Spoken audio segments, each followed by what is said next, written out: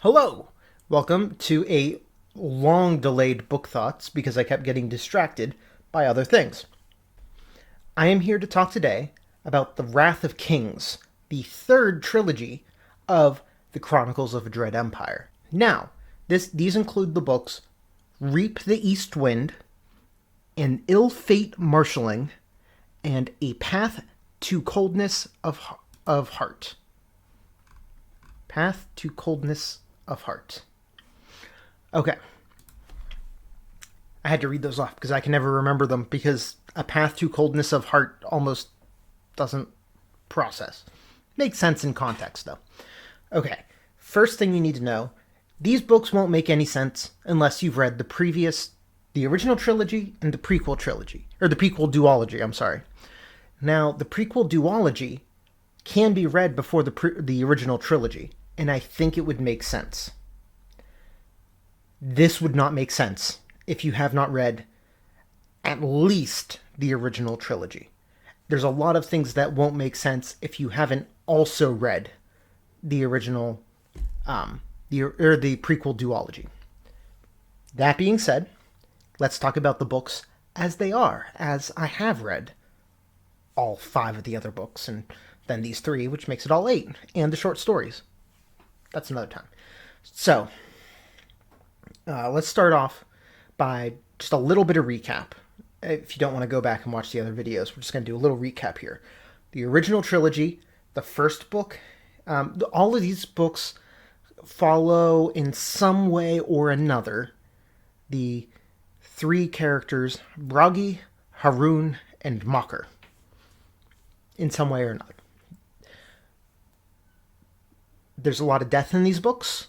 There's a lot of new characters that pop up. You never know who's going to die. So I'm going to try to do this as spoiler-free as I can, but remember, we're 5 books in. Okay, so in the original trilogy, you start off with a very classic high-adventure novel. Then you end up with something that's a small, plucky band, versus the world kind of novel. And then you end up with a novel, a full-on war novel of massive army movements and campaigns and things like that. The prequel duology, very much more focused on the war. It focused a lot on politics, a little bit on espionage, a little bit. Okay, so now we have this final trilogy. And what we have here, going backwards, we have... Well, okay, let me say it this way. The first 2 books cover much of the same ground. That's just what it is.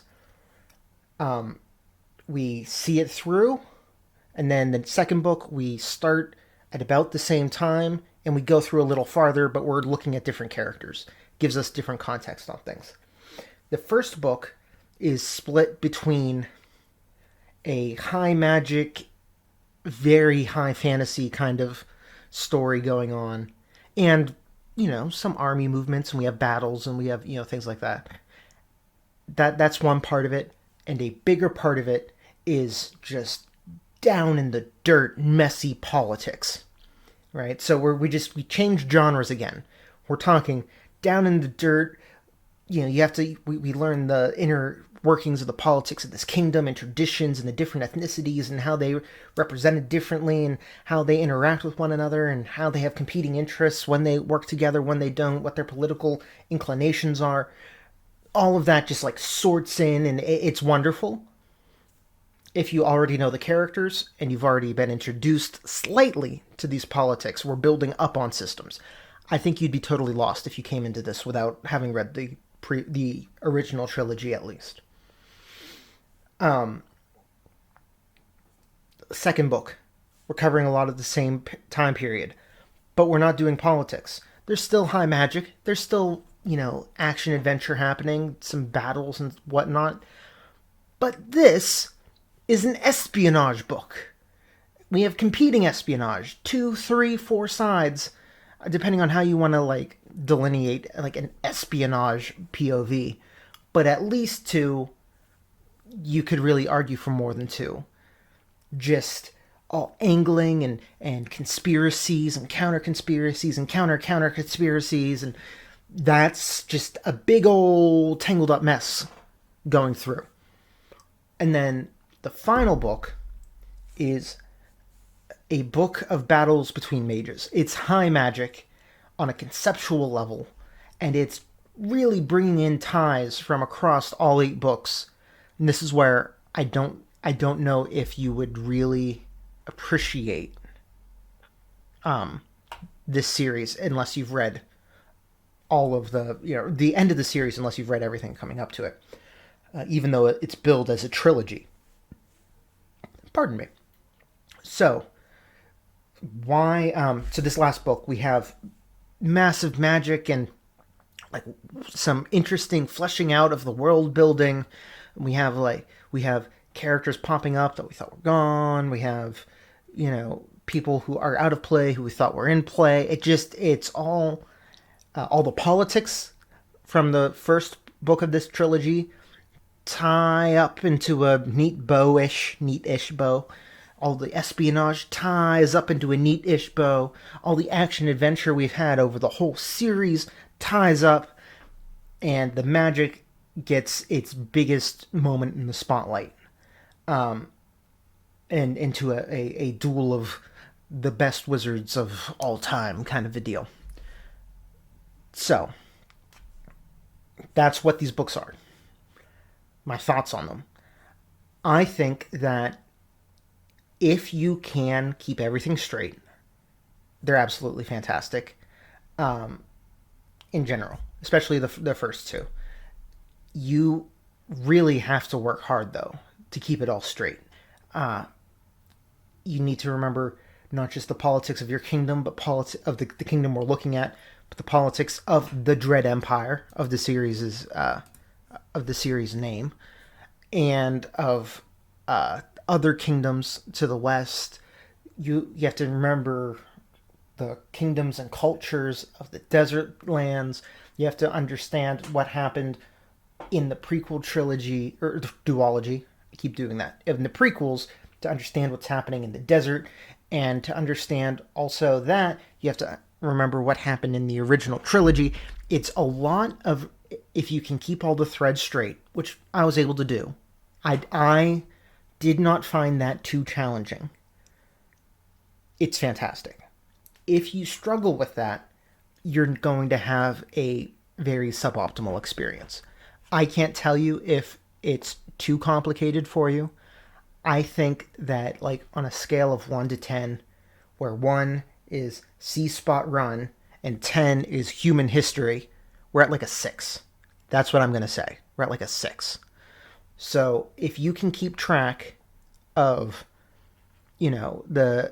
the conspiracies in the Roman Empire and, the whirling maelstrom of everything going on there, you're not going to have a problem with this.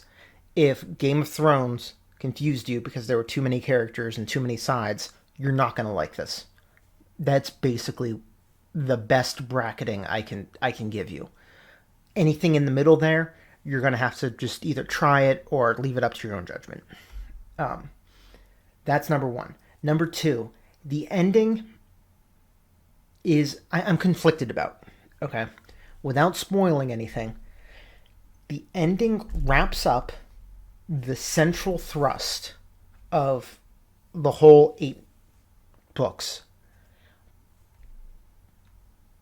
in a way that is complete. However, it's not like the characters aren't riding off into the sunset. They still have problems. There is still a lot of stuff going on in this world. The central thrust of the novels, the central theme, has been tied up.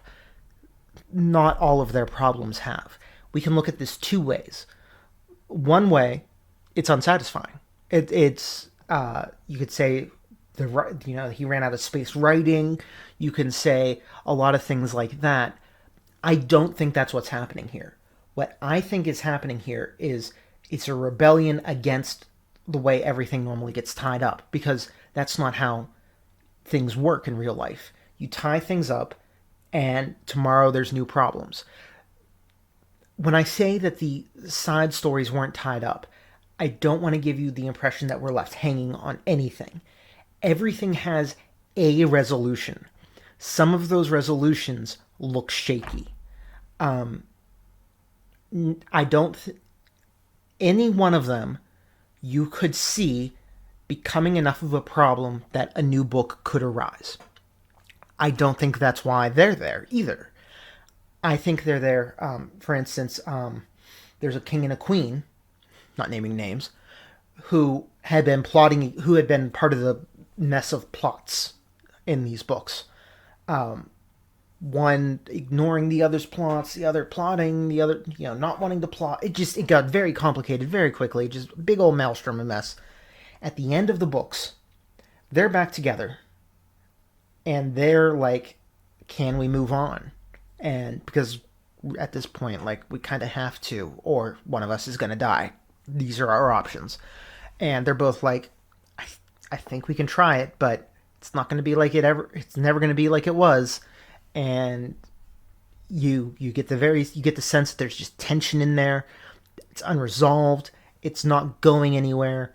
It could blow up in both of their faces, but we leave it that way. That's how we leave that. And I think I like it. Not as a thing that every book should try, but with a series this complicated. With a series that you need to like have such a complex understanding of the world and how it works. I would find it unsatisfying if everything tied up neatly with a bow, ta-da, all the problems are gone. Because that would rob it of a lot of the realism. People hold grudges, people are hurt, people are dead. There's differences of opinions that are never going to get resolved. All of these things I find in that ending. And it gives me the sense also that this world wasn't a theme park for our adventurers. It wasn't a theme park for our protagonists. It's a real world that they live in where things have repercussions. It's a real world that they live in where things have repercussions, possibly for decades or centuries. And that is a central theme of the book going up to this end here. So I think that ties up nicely, but I can understand where a lot of people might not like that. The characters are still, in general, top notch. There's some character developments that I think weren't Glen's most convincing work. I don't even want to say they're bad, but just the sequence of events of the development in some of these characters just wasn't the most convinced I've ever been of Glen's writing, but still believable. Still something that I can say, okay, I could see that happening with this character. Just maybe not the most likely chain of developments. The prose, I still like it. It's still very direct. I've recently found that I really do respond, not to something that's like direct to the point of lacking character, but I do like a very direct prose that is just hitting me with the information, and we can just move on. We can build, and give me enough information to build a scene in my own head, and I like that kind of prose.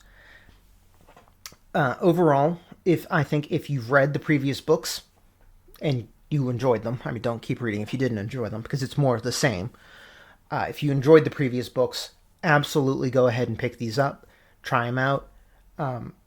If you haven't read the previous books, start there. Don't even look at these. Don't look at the backs. You don't want to know who's where. You don't want to know any of that. Start at the original trilogy, or maybe the prequel duology. I think you could do either way. Heck, you could start with the short stories. I think that would be fine too. But do not start here. Otherwise, I like them. I think they're great. And one day I'm going to have to pawn them off on one of my friends and get them to actually read them so I can discuss this stuff in depth. Until then, I'm going to keep talking to you guys about books. I can speak. It's been a long day.